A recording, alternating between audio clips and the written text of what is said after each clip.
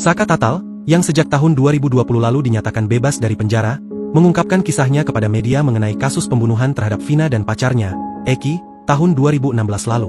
Dalam wawancara di rumahnya yang berlokasi di sekitar SMPN 11 Cirebon, Saka menceritakan pengalaman pahitnya.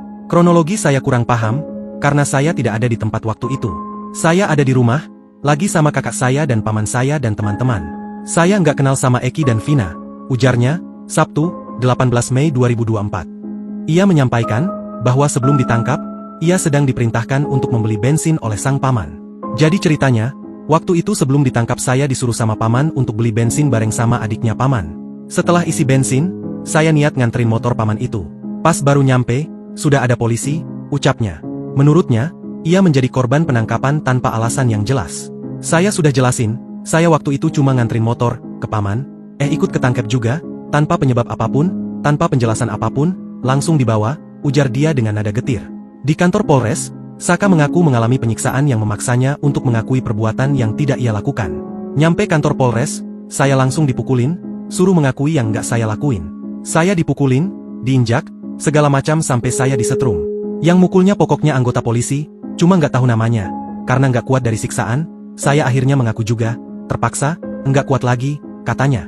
Setelah bebas, Saka mengetahui adanya 3 DPO dalam kasus ini.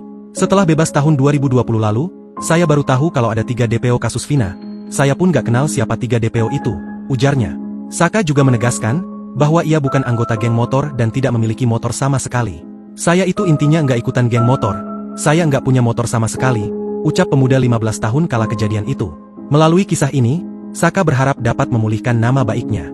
Dengan kejadian ini, saya pengen nama baik saya bagus lagi, seperti dulu lagi, karena saya sekarang susah nyari kerja. Seharusnya saya bisa sekolah, kerja jadi malah kayak gini, ujar dia dengan harapan yang besar.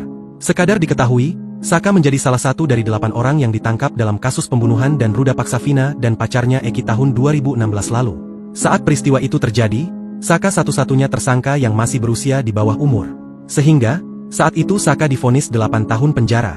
Namun, karena mendapatkan remisi dan keringanan lainnya, Saka hanya menjalani hukuman sekira 4 tahun. Adapun, 7 terpidana lainnya tervonis hukuman penjara seumur hidup. Mereka adalah Eko Ramdhani, Hadi Saputra Kasanah, Jaya, Eka Sandi, Supriyanto, Sudirman, dan Rivaldi Aditya Wardhana alias Ucil.